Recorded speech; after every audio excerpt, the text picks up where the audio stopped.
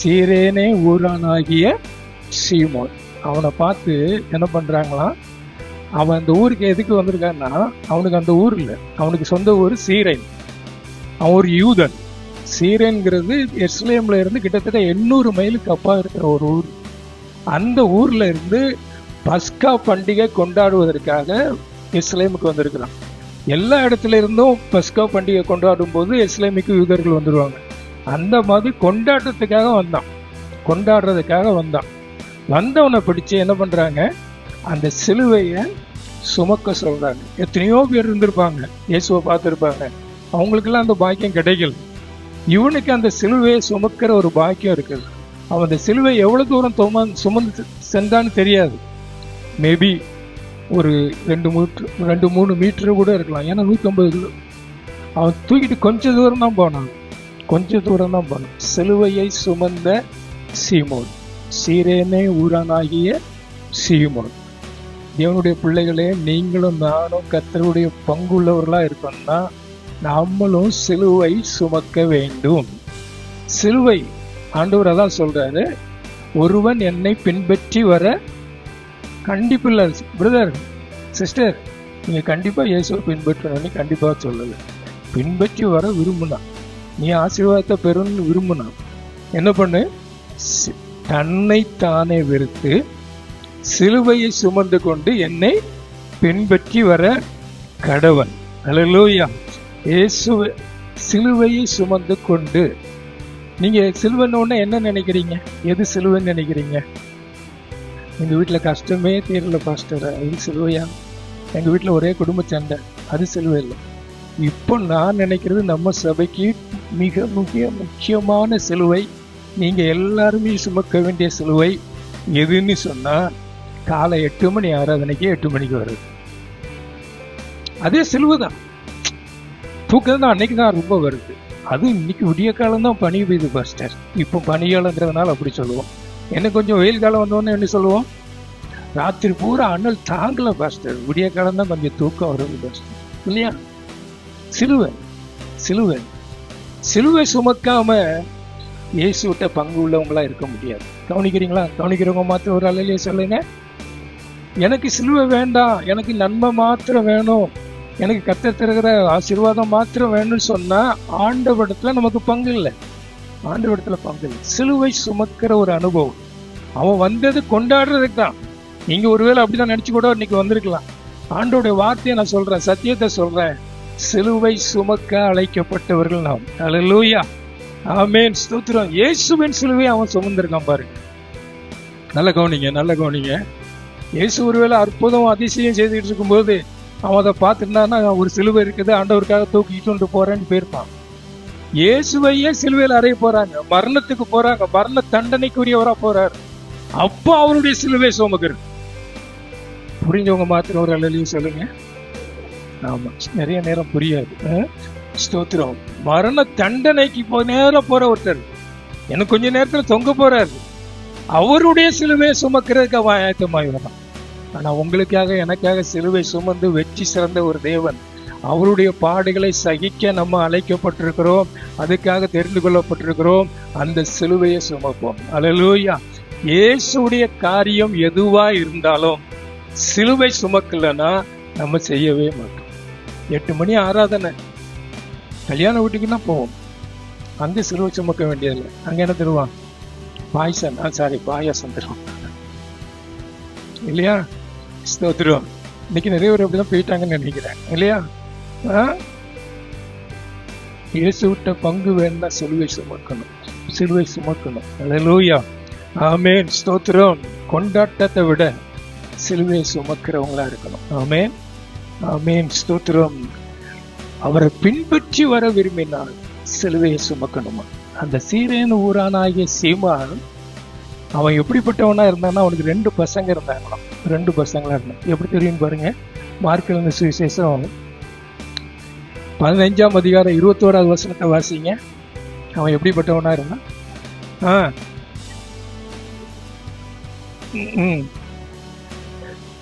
போதும். ரூப்பு அலெக்சாண்டர். ஆமா, நம்ம அலெக்சாண்டர் மாதிரி. அலெக்சாண்டர் ரூப் 2 பிள்ளைகள் இருந்திருக்காங்க அவருக்கு. அவங்க 2 பிள்ளைகளோடு கூட எங்க வந்திருக்காரு? எஸ்லேமில் பஸ்கா பண்டிகை கொண்டாட வந்திருக்காரு. இப்போ அவங்க அப்பாவை பிடிச்சி சிலுவை சுமக்க வைக்கிறாங்க. அந்த பிள்ளைகள் 2ம் பார்க்குது. நல்லா கவனிக்கிறீங்களா? தாய் தகப்பன் பெற்றோர்கள் வாலிப பிள்ளைகளை வச்சிருக்கிறவங்க நல்லா கவனிங்க.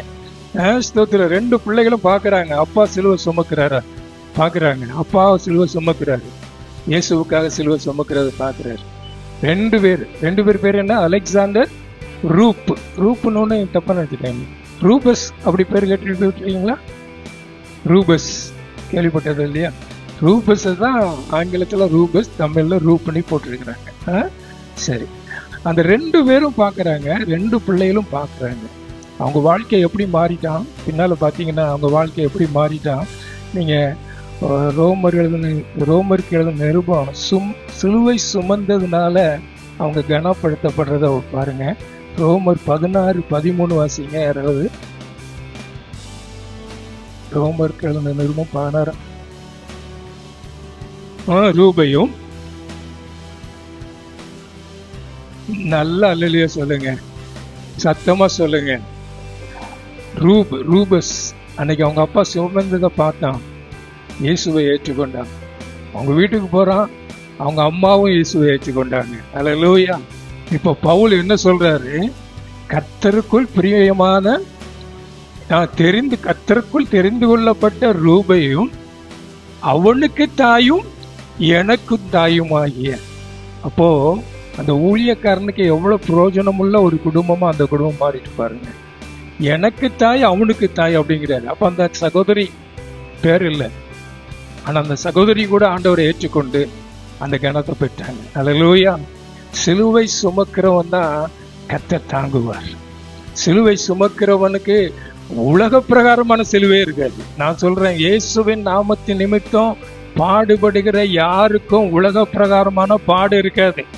நம்ம பாடுன்னு சொன்ன உடனே நான் அப்படி இருக்கிறேன் இப்படி இருக்கேன், அந்த பாடு இல்லை. நீ உண்மையாய் இயேசுவுக்காக வைராக்கியமாய் சிலுவை சுமக்கிறவனாய் நிந்த வந்தாலும் அவமானம் வந்தாலும் சொந்தக்காரன் என்ன சொன்னாலும் நான் இயேசுவுக்காக வாழ்வேன் அப்படின்னு நின்று பார்த்தீங்கன்னா உன் தலை எல்லா இடத்துலும் உயர்ந்துதான் இருக்கும். உன்னை மற்றவங்களை விட உயர்வா தான் வச்சிருப்பாரு. அல்லேலூயா.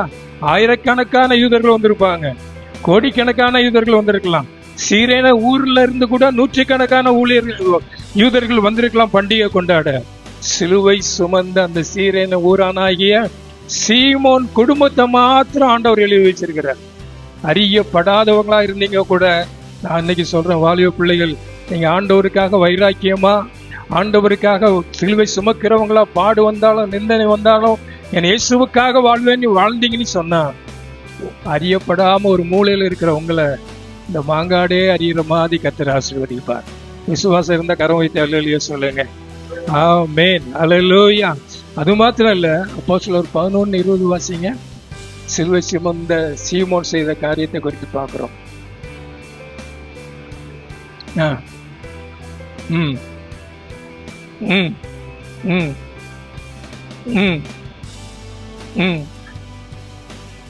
Praise the Lord. Hallelujah. சீரேன் ஊர்ல இருந்து வந்தான் சீமோன், சிலுவையை சுமந்தான். திரும்பி போய் அவன் குடும்பம் ரட்சிக்கப்பட்டது. திரும்பி போய் அந்த ஊருக்கு சொல்றான், அந்த ஊர் ரட்சிக்கப்பட்டது. ரட்சிக்கப்பட்ட ஊர்ல இருந்து சிலர் வந்து கிரேக்கருக்கு அந்தியோகியா பட்டணத்துல உள்ள கிரேக்கருக்கு வந்து சுவிசேஷத்தை பிரசங்கித்தார்கள். நல்ல அல்லேலூயா சொல்லுங்க. எதனால அவனுக்கு உண்டானது? சிலுவை சுமந்தவனை கர்த்தர் ஆசீர்வதிக்கிறார். இயேசுவுக்காக வாழ்றவனை, அவமானம் இருந்தாலும் சரி, நிந்தனை இருந்தாலும் சரி, பாடுகள் இருந்தாலும் சரி, ஆமென். அல்லேலூயா. நான் ஆண்டவருக்காக தான் நிற்பேன் அப்படின்னு நின்னீங்கன்னா கர்த்தர் உங்களை எல்லா விதத்திலையும் உயர்த்துவார். அல்லேலூயா. உங்களை அநேகருக்கு புதுசாக வர்றவங்களுக்கெல்லாம் தெரியாது, பாஸ்டர் இன்னைக்கு அப்படி இருக்கிறாரு, காரத்து இருக்கிறாரு, அவங்க பிள்ளைகள் அப்படி இருக்கிறாங்க அப்படின்னு சொல்லி. நான் சொல்றேன், இந்த ஊருக்கு வந்த புதுசுல நானும் என் மனைவியும் என் பையனும் என் பொண்ணும் இந்த ஊர்ல கால் படாத இடமே கிடையாது. நடந்து தெரிஞ்சவங்க. இந்த பக்கத்துல பாத்தீங்கன்னா இங்கெல்லாம் ஒண்ணுமே இருக்காது, நெல்லித்தோப்பு வரைக்கும் நடப்போம். இந்த பக்கத்துல பாத்தீங்கன்னா அந்த கொழுமணி பக்கத்துல ஒண்ணுமே இருக்காது, 4-5 பனை மரம் தான் இருக்கும். அங்கெல்லாம் நடந்திருக்கும். இங்க அந்த பெட்ரோல் பங்க் வரைக்கும் நடந்திருக்கும். அது மாத்திரம் இல்லை, மேப்பூருங்கிற ஒரு இடத்துக்கு ஊழியத்துக்கு போவோம். வர்றது 2 சகோதரிகள். இன்னைக்கு கூட அவங்கள காணாமல் போயிட்டாங்க. ஸ்தோத்திரம். கூட்டிட்டு 10 மணிக்கு தான் அப்போ ஆராதனை முடிய 11:30 12 ஆகும். இருக்கிறது ஏதோ சாப்பிட்டுட்டு மணி அந்த ஊருக்கு போகிறதுக்கு 4 மணிக்கு பூந்தமல்லிக்கு பஸ்ஸில் கிடைக்கும். அங்கே போனால் அந்த பஸ் வந்தால் தான் உண்டு, வரலாட்டா உண்டு. உட்காந்தே இருக்கும். 4:45 எழும்பி போகும். எழும்பி அந்த மேப்பூருக்கு போவோம். அந்த ஊர்லெல்லாம் போய் சொல்லுவோம். ஜனங்களை பார்த்தா ஒன்றுமே அறிஞ்சிருக்க மாட்டாங்க, ஒன்றுமே தெரியாது. அவங்கள்ட்ட போய் இயேசுவிட்ட சொல்லுவோம். ஒரு வீட்டில் போய் சொன்னோம், அவங்க வியாதியாக இருக்கிறாங்க அப்படின்னு. இப்போ நான் ஜெபம் பண்ணட்டுமா அப்படின்னு. அவங்க வீட்டில் உட்காந்துருக்கு, அந்த அம்மா வெளியே உட்காந்து சொல்லுது, என் பொண்ணு உள்ளே படுத்துருக்கு, போய் ஜெபம் பண்ணி ஜெபம் படிச்சுட்டு போ. அவங்களுக்கு ஜெபம்னா என்னன்னு தெரியல, ஒன்றும் தெரியல. அப்படிதான் ஊழியம் பண்ணோம். அங்கே இருந்து அப்புறம் 8 மணி 9 மணின்னா கரெக்டாக 8:30க்குன்னு ஒரு பஸ் வரும். அதான் லாஸ்ட் பஸ். அதில் ஏறி இங்கே திரும்பி இங்கே வர்றது, அங்கேருந்து இங்கே வந்து இப்படிதான் கஷ்டப்பட்டு அலைஞ்சோம். சும்மா சிலுவை தூக்காமல் நாங்கள் இன்னைக்கு ஆசீர்வாதமாக இல்லை. சிலுவையை சுமந்தோம். சிலுவையை சுமந்து நான் இங்கே சிலுவை சுமந்துக்கிறத பார்த்து இந்த ஊருக்கு என்னை அனுப்பின அனாகுபத்தூர் பாஸ்டர் வில்லியம் ஜானே சொன்னார். ஏன்னா நாங்கள் அந்த சபையில் அப்படி வாழ்ந்துட்டு இருந்தோம். அவர் அதை பார்த்து சொன்னார், பிரதர் மாங்காடை விட்டுட்டு இங்கே வாங்க, அங்கே நல்லா இருக்கும்னு சொன்னார். நாங்கள் போகலை. ஏன்னா கர்த்தரைங்களையும் கொண்டு வந்த அழைத்தவர் உண்மை உள்ளவர். சிலுவை சுமப்போம். சிலுவை சுமந்தா அவருக்காக பாடுகளை சகித்தால் அவரோடு கூட ஆளுகை செய்வோம். கண்ணீரோடு விதைக்கிறவன் ஒரு நாள் கம்பீரமாய் அறுப்பான். ஹல்லேலூயா, ஆமென். இன்றைக்கு உங்களுக்கு அது வித்தியாசமா தெரியலாம். ஒருவேளை சிலுவை சுமக்கிறதுன்னா, சிலுவை சுமக்கிறதுன்னா ஒன்றும் இல்லை, உலக பிரகாரமான கஷ்டத்துக்காக இல்லை, கர்த்தருக்காக நில்லு, கர்த்தருக்காக பாடுது, கர்த்தருக்காக ஓடு, கர்த்தருடைய காரியத்தை செய்ய. ஹல்லேலூயா, அதுதான் சிலுவை சுமக்கிறது. 1 பேதுரு 4:13 வசனத்தை வாசிங்க. வாசிங்க.